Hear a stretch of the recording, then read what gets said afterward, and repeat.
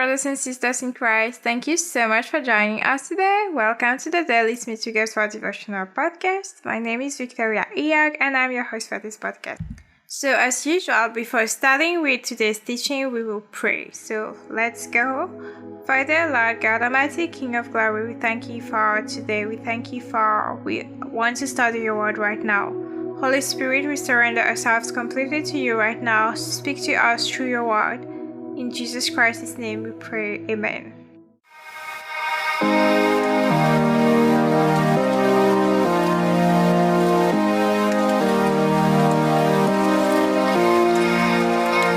The title of today's teaching is Persecution After Baptism. Persecution after baptism. The baptism we're going to talk about here is the baptism of the Holy Spirit. And for scripture reading for today, we are going to Acts chapter 5 from verse 12 to verse 42. Our key verses for today will be verse 17 and verse 18. We are reading as usual from the New King James Version. Acts chapter 5 from verse 12 up to verse 42 from the New King James Version. And through the hands of the apostles, many signs and wonders were done among the people, and they were all with one accord in Solomon's porch. Yet none of the rest dared join them, but the people esteemed them highly, and believers were increasingly added to the Lord. Multitudes of both men and women, so that they brought the sick out into the streets and laid them on beds and couches, that at least the shadow of Peter passing by might fall on some of them. Also, a multitude gathered from the surrounding cities to Jerusalem, bringing sick people and those who were tormented by unclean spirits, and they were all healed. Then the high priest rose up, and all those who were with him, which is the sect of the Sadducees, and they were filled with indignation, and laid their hands on the apostles, and put them in the common prison. But at night, an angel of the Lord opened the prison doors, and brought them out, and said, Go, stand in the temple, and speak to the people on all the words of this life. And when they heard that, they entered the temple early in the morning and taught. But the high priest and those with him came and called the council together with all the elders of the children of Israel, and sent to the prison to have them brought. But when the officers came and did not find them in prison, they returned and reported.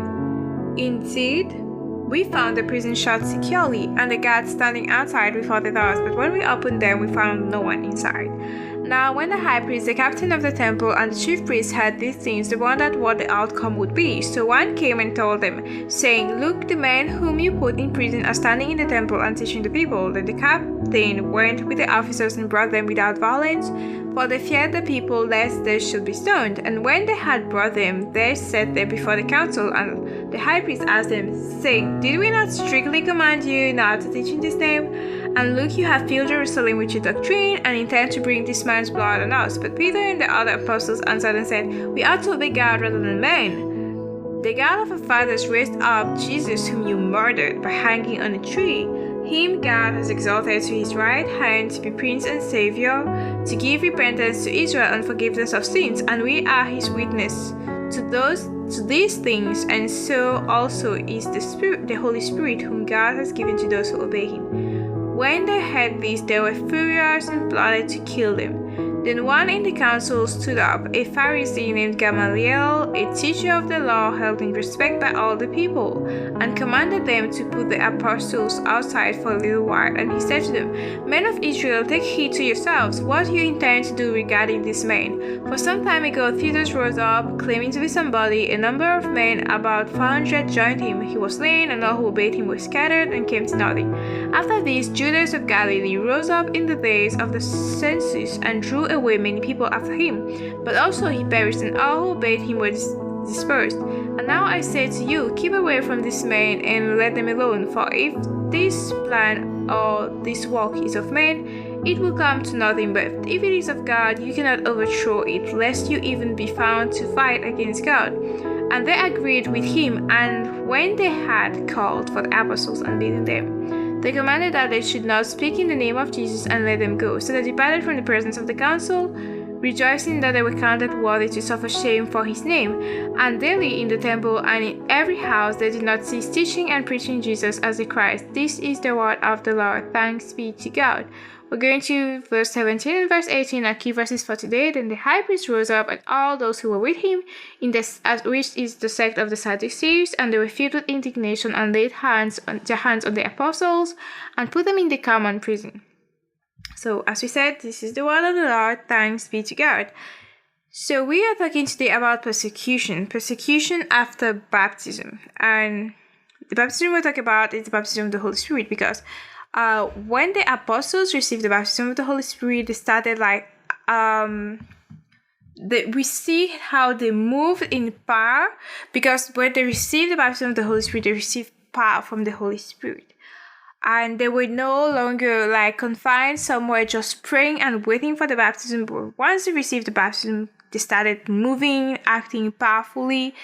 Jesus had returned to the Father, and now it was time for them to continue doing the works of the Lord, which they had already started doing when he was with them during his earthly ministry. But now he returned, and he knew that they would need to do those works. They would need a comforter to be there with them, the Holy Spirit. So he sent the Holy Spirit, and now that he sent the Holy Spirit, they were operating in the power as they were supposed to be operating in the power, through the power of the Holy Spirit. And now persecution followed. According to Smith Wigglesworth, we never make progress when life is easy. And by saying life is easy, he's talking here about persecution. He's talking about Christians, that as Christians, we do not make progress when life is easy. And by life is easy here, he's talking about persecution. Think about it. When we study the history of the early church, we see that there was a lot of growth when persecution took place, because when they persecuted them, as the Lord Jesus said in the word, when they persecute you in one town, flee to another. The fact that they were persecuting them and that they were fleeing and dispersing from one town to another and displacing themselves and stuff, and they were still preaching wherever the new town in which they entered, it made the gospel to spread. And we have to realize that persecution may not be pleasant, but it is important in a certain way. If you are really on fire for the Lord, it should not discourage you, but it should instead push you to multiply. Look at Jesus, for example. He was persecuted, he was killed, but he multiplied. The seed had to fall in the ground in order to produce many more. So, it is impossible to be baptized with the Holy Spirit without entering persecution. Look at Jesus. As soon as he went into the water and was baptized by John the Baptist, and that the Holy Spirit came down on him in the form of a dove, what happened after that? There was the fasting, and there was the attacks of the enemy through temptation, and then afterwards and so on throughout his ministry, we keep seeing persecution. And the interesting part is that his disciples weren't so much persecuted. Yes, people mentioned some things like, why are your disciples not fasting and stuff? But the persecution was really directed to Jesus. Even one time they tried to throw him off a cliff, and suddenly, when he leaves and when he returns to the Father after the crucifixion and the resurrection, when he returns to the Father and that they receive the baptism of the Holy Spirit, persecution starts exploding. As soon as they do a miracle, they are attacked, which has never made sense to me. For me, it's like, you see someone healed miraculously, the first thing you should say would be like, wow, this is so good for you. You're now healed. You now function correctly. It's great. But the reaction of people was to persecute them because they belong to the kingdom of darkness, because they belong to the devil. So when the devil loses a territory, because when he's occupying the body of somebody and afflicting the person with sickness and disease, when you come and set the person free, the devil is losing territory. So the devil is angry. So he uses people to come and persecute you because you're making him lose ground. So that's it. So that's why the people were persecuting them, So it's impossible for you to be baptized with the Holy Spirit, to be doing the works of Jesus without being persecuted. And even when you're just from being baptized with the Holy Spirit, for example, you're just from being baptized with the Holy Spirit, you start speaking with tongues, immediately persecution comes. Look, there are Christians who, as soon as you start speaking in tongues, they say that you have a demon that is not coming from God, that's not in the Bible. Well, it is in the Bible. But they'll say, no, it's from demons, it's not coming from God and stuff. Even Christians persecute other Christians. Like, seriously. As soon as you receive the baptism of the Holy Spirit, if you were not persecuted yet, from the moment you receive it, you're gonna start seeing and experiencing that persecution. At times from family, at times from friends, at times from both family and friends.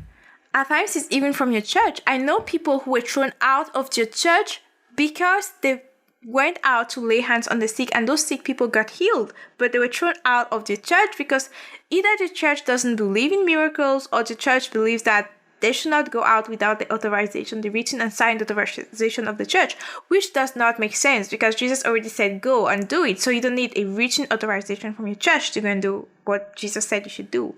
His written authorization and command is already in the Word of God, and it's above the written authorization of your church. So you see what I mean? As soon as you're baptized with the Holy Spirit, and as soon as you decide that you're going to do the works of Jesus, that you're going to talk like Jesus said you should talk, that you're going to act like Jesus said you should act, that you're going to obey the Word of God, you're going to be persecuted. Let's be real and start accepting it as a truth. And now a very, very key point here, is how you're going to deal with persecution is really going to influence your growth as a Christian. It's really going to influence your growth as a Christian. Do you want to survive persecution and to keep growing in Christ? Because the devil uses the persecution to distract you.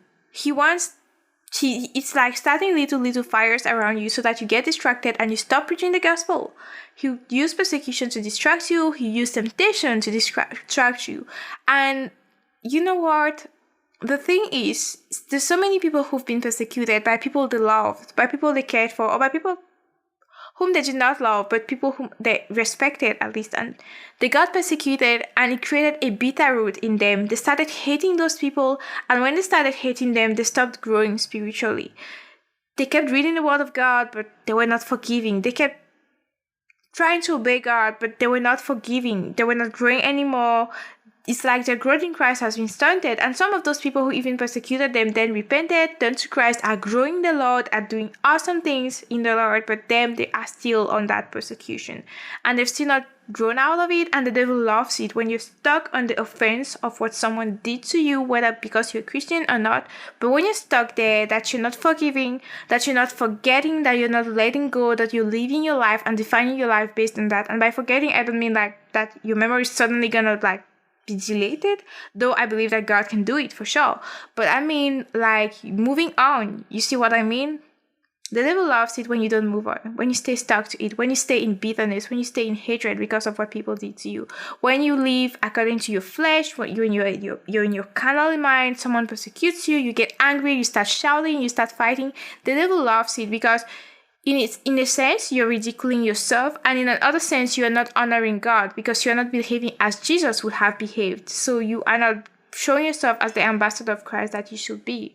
So if you want, and I'm not saying it just for you, but I'm saying for me, I'm saying for us, I'm reading it from the devotional, and it's really listen. If you want to survive persecution and to keep growing in your relationship with God, you have to choose to let go of bitterness. You have to make this decision in your heart that as soon as someone does something to offend you, and the word offend means to entice to sin, as soon as someone does something to offend you, you forgive. You let go of bitterness. You become incorruptible, You choose to love the unlovable. You choose to forgive the unforgivable. Where there is hatred, you respond with love. Like Stephen, who was being stoned and who reacted like the master and who was like, Father, forgive them. Like Jesus, who was crucified and who was like, Father, forgive them, for they know not what they are doing. You respond with love. When you choose to do things this way, when you choose to not let the bitterness control you, to not let the carnal mind control you, when you choose to really show the love of God in times of persecution, having done all that, you will stand, and you will stand firm. So I will conclude with this quote by Smith Wigglesworth. When a trial is on, when everything comes to a point where it seems it is the last strand in the rope, then the Lord will very mightily bring you into a land of plenty. When the trial is on, when everything comes to a point where it seems it is the last strand in the rope, then the Lord will very mightily bring you into a land of plenty. Let us pray. Father, God Almighty, King of Kings and Lord of Lords, we thank you for teaching us today that persecution is normal for Christians.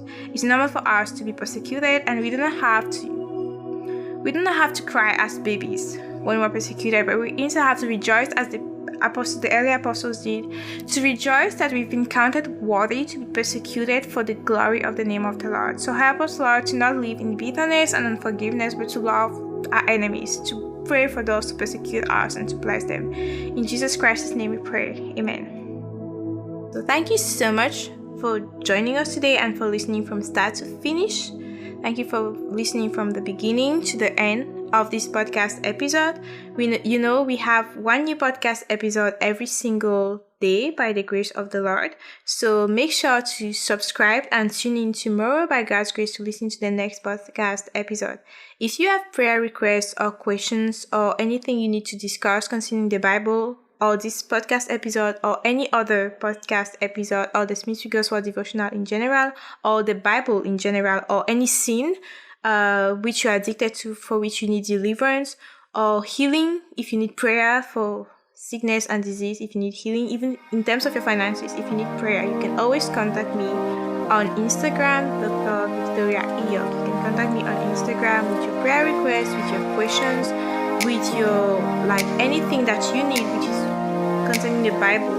By the grace of God and the power of the Holy Spirit, we're gonna solve it. I'm expecting to hear from you soon, and God bless.